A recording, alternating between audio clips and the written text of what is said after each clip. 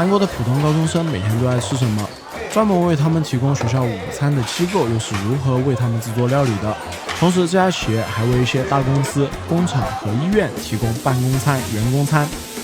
这种中央厨房的料理趋势已经成为了韩国的主流。那么，这样的食品工厂它到底是不是安全卫生的呢？本期视频大鹏就和大家一起去探秘。那么接下来也不适合废话多说了，我们就点赞开启今天的美食解说吧。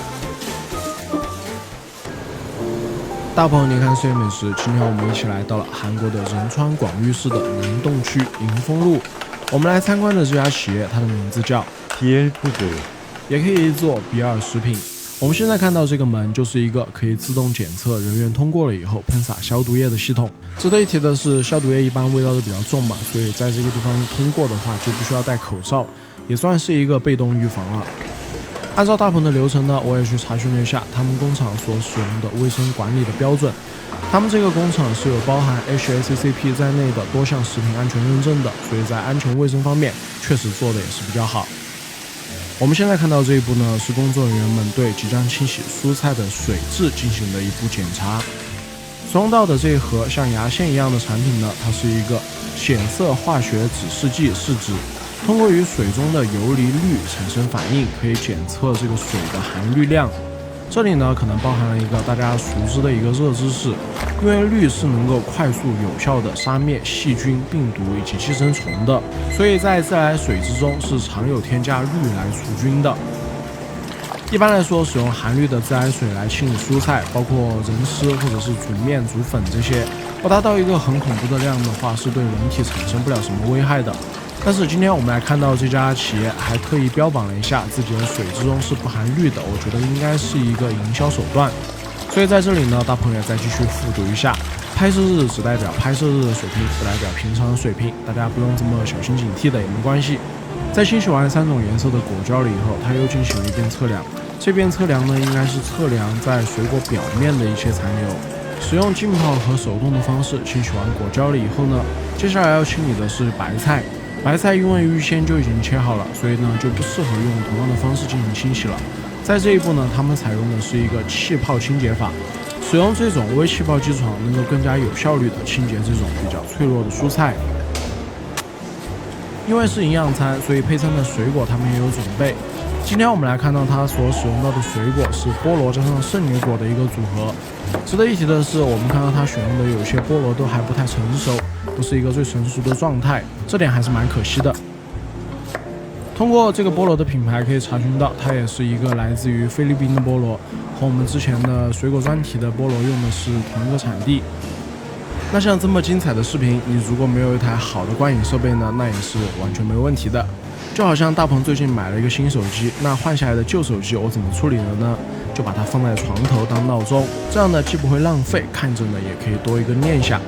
你说大鹏说这么多，到底是想人争奇手什么呢？当然就是我没有什么好人争奇手的，我广告都是放片尾的，好吧？我只是想皮一下，活跃一下大家的心情，看一下有没有被骗到后面去的观众，然后再倒回来看我到底说了一个什么广告。好，不开玩笑了，大鹏现在言归正传。我们现在看到工作人员正在煮制的这个是米饭，但是大家知道里面黄黄的这种小颗粒状的物质是什么吗？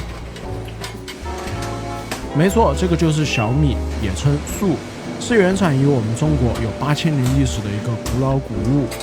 当它被混入大米之中一起煮制的时候，煮出来的呢就是五谷饭。它可以有效提升这个主食的膳食纤维，并且还会提供比大米更多的蛋白质。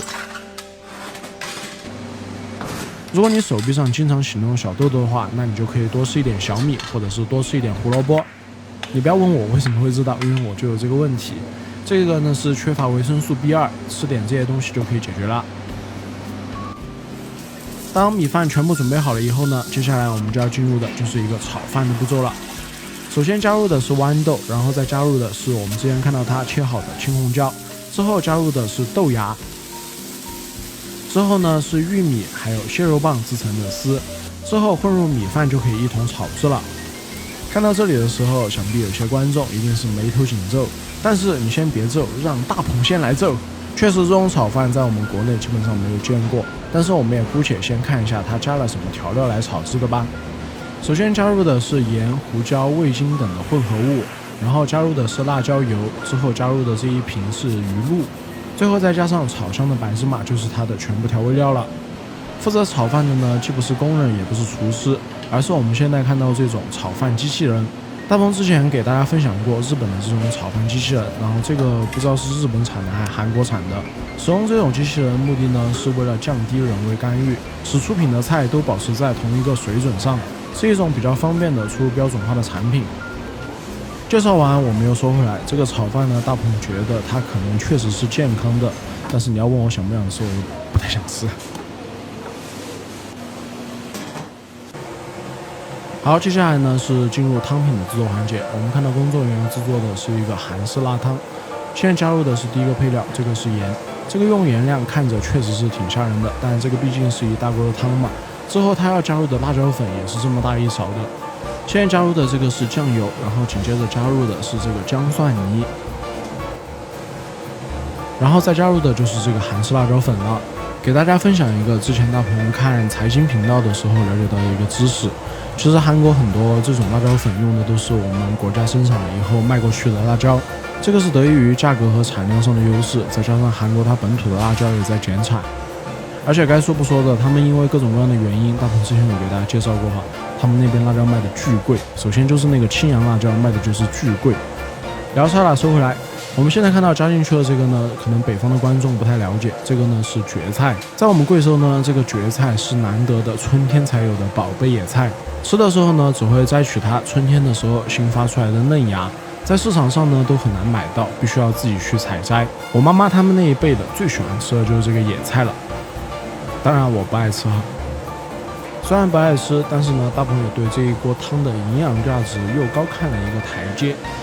说到蕨菜，我们之前看到它之中还加入了豆芽、牛肉和榨菜。现在制作的这个大葱也是要加入汤之中一起炖煮的，但是呢，大鹏也没看懂为什么要往这个大葱上面加这个面粉。目前这样看下来的话，我推测它是要保护一个大葱的一个基本形态，不在煮制的过程之中煮散。但是也不一定对，如果有更了解的朋友呢，也欢迎在弹幕或者是评论区里面补充。现在加入的这个是打好的蛋液，它要做成一个蛋花的一个形态。这样看起来的话，这锅汤它确实是营养拉满了，各种膳食纤维、蛋白质和营养物质全部都考虑上了，光吃这个汤都可以足够所有的营养了。但是把它全部放在这个汤里呢，就难免让人觉得可能没有那么好吃了。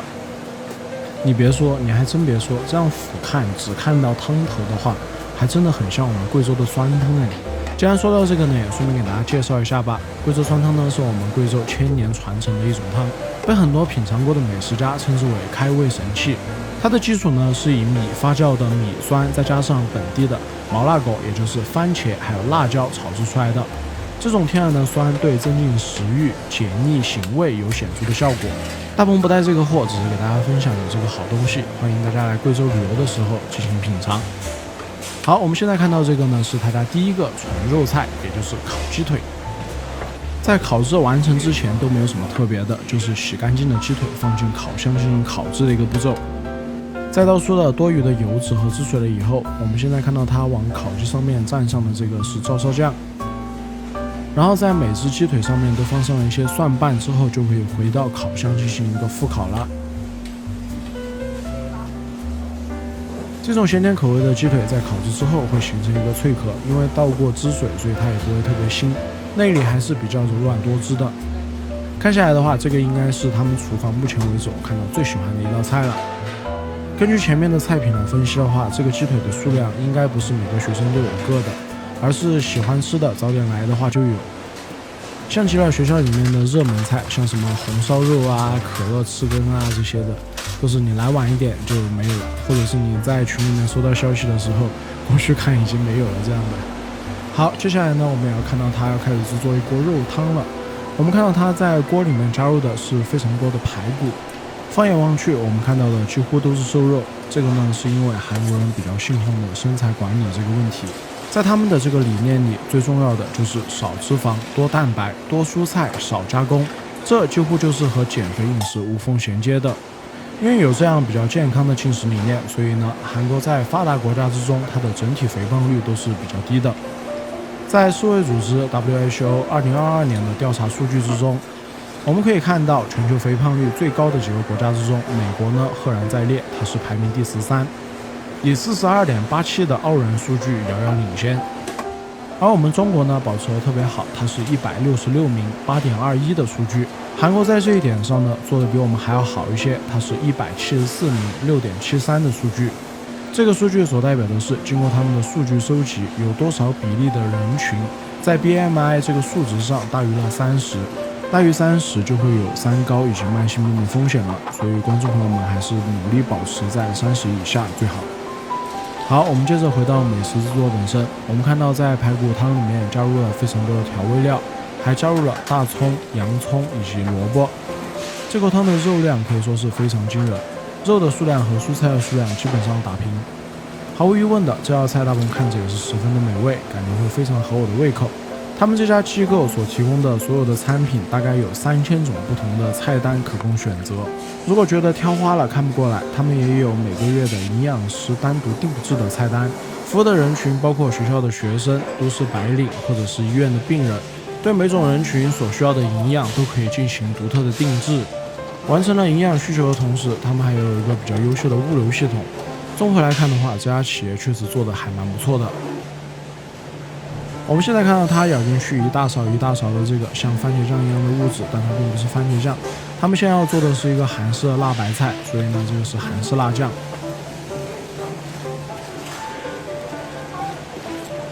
实际上说，在韩国呢，泡菜它并不是一个菜品，或者说它不只是一个菜品，它是韩食之中的一个组成部分。可以说它的地位呢不比米饭弱。实际吃过了以后，我相信大部分人应该是不会觉得它难吃的。只是因为起源说的争议，我们可能对泡菜多了一些误解。毋庸置疑的，泡菜呢是起源于我们中国，它是在三国时期传入的朝鲜。而且经过学者们的调查，韩国最早关于泡菜的记录也有深厚的中国儒家文化的痕迹。好了，又聊远了，回到美食制作本身。现在要制作的这道菜呢，也是一个感觉大家会眉头紧皱的一个菜。我们现在看到在锅里炒制的这个呢是烟熏的鸭胸肉。煸炒出这个油水了以后，我感觉现场的味道一定会很腥骚，因为这个鸭胸肉我不知道大家吃过没有，它的腥味我个人觉得是比较重的。在调味上，它往里面加入了花椒还有酱油，之后呢，它会往里面加入非常多的各种各样的香肠片。看起来的话确实是比较奇怪，因为在我们国内呢，一般是没有这种用鸭胸肉和香肠一起炒制的菜的。一般来说，在我们国内，烟熏的鸭胸肉去除了腥骚味了以后，一般是作为即食食品来使用的。每100克的鸭胸肉之中含有19.7克的蛋白质，脂肪含量却比鸡腿肉还要低30%。鸭胸肉其实是一个不错的肉食，如果你不看口感的话。一般来说，使用烟熏的方法处理鸭胸肉是为了去除它的腥骚味，但这样做呢，会让它的肌肉纤维变柴，口感呢就会变得有些粗糙。如果大家自己在家里做不嫌麻烦的话，其实是可以通过腌制的方法来去除腥骚味，这样的话保留更多的汁水的同时，它也不会变得那么干柴，吃起来的话就还可以了。缓解一下大家视觉上的油腻感，接下来要制作的是一份沙拉。沙拉部分呢，大鹏就快快的略过吧，因为这个制作部分还是比较简单的，也没有什么好解说的。顺便和大家聊聊嘛，最近呢，大鹏有个洞察。你说欧美的那些食客们，他们那么喜欢吃沙拉，为什么他们的人均肥胖率却那么高呢？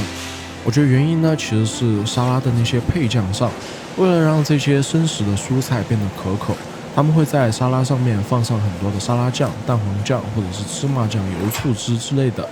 虽然说你丰富了味道，但是其实你改变不了这些酱本身也是用油脂、糖或者是鸡蛋来构成的，这些呢其实本身就会使人发胖。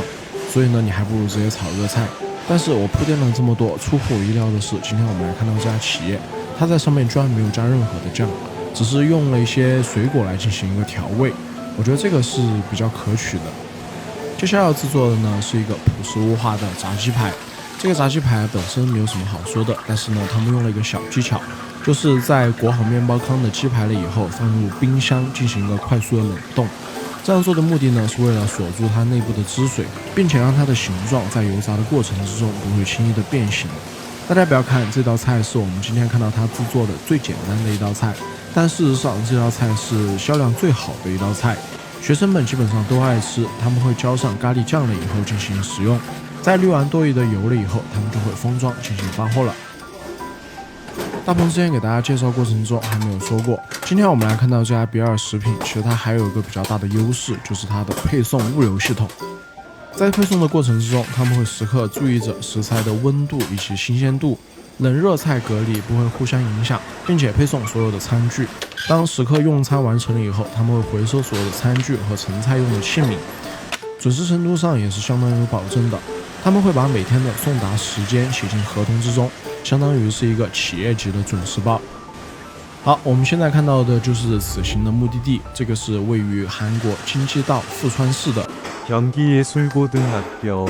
K1座京畿艺术高中，是京畿道唯一一所公费资助的艺术高中。现今有学生709人，老师68人。他们学校所提供的午餐就是由比尔食品所提供的。我们现在看到这个就是他们全校师生共用的一个食堂了。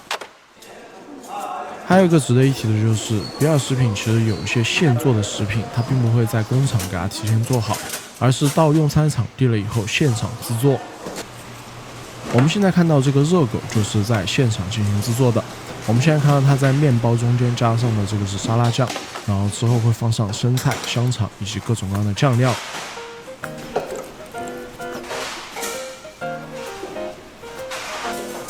好，到目前为止呢，所有的菜品也算是制作完毕了。如果你让我来锐评一下呢，其实今天这个餐品哈，我觉得有好吃的，也有我觉得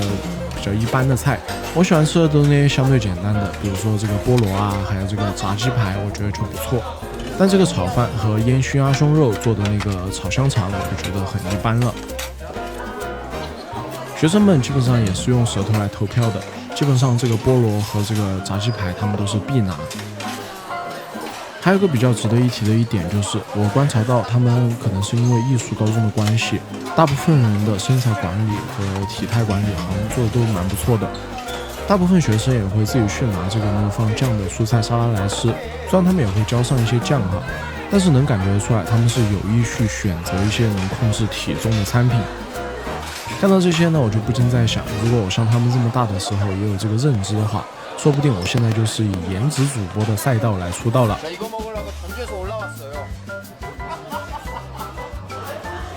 好，能解说的部分和写的稿子呢也全部解说完毕了。接下来呢，我们就随意闲聊一下吧。最近确实更新有点不稳定，每次打算好好做的时候，都会遇到各种各样的事情。然后前段时间生病又生了挺久。其实大鹏还做了一期原创的实拍视频的，但那些视频的话，这条视频发完了以后，应该才能全部做好。做这一条韩国高中生午餐的视频也是断断续续做了3天，期间呢有点反复，所以呢大家听到大鹏的声音可能会有点浮动，有点变化，还望大家多多包涵。这个韩国高中生午餐，大鹏其实是第2次做了，每次做呢都感觉有些新的了解、新的发现，其实还是有些可取之处的。如果大家有什么想法或者有什么启发的话，也欢迎在评论区或者弹幕里面和大鹏进行探讨，我都会看的。好，那么以上正片内容就全部结束了。大家现在看到这个是大鹏最近在合作的我们贵州的牛肉干工厂，因为前段时间有深度拍过他家牛肉干工厂的一个生产视频，所以大鹏对他家的制作工艺还有他家的产品都还是蛮有信心的。再加上这段时间买过的观众朋友们对他的评价都还不错，所以大鹏呢也尝试一下把广告放在片尾给大家介绍一下，看能不能带货。他家牛肉干所使用的是牛的3爬1鳞的部位，在制作成牛肉干之前有一个严格的去筋的步骤，所以大家买到的牛肉干它的含筋率是很低的，这样子的牛肉干它就不会出现那种硬硬的咬都咬不断的那种情况了。在口味上面呢也十分的讲究，他家的香辣口味和五香口味大鹏都吃过了，感觉味道是非常的不错的。最后值得提的一点就是他们工厂生产牛肉干的这个工艺是比较干净卫生的，而且牛肉干之中是不包含任何的化学防腐剂的。如果大家听完大鹏的介绍了以后，对这家牛肉干产生了一定的兴趣的话，可以到我的橱窗里面去找到它。那么感谢大家看到这里，我是大鹏，每天和你一起看世界美食。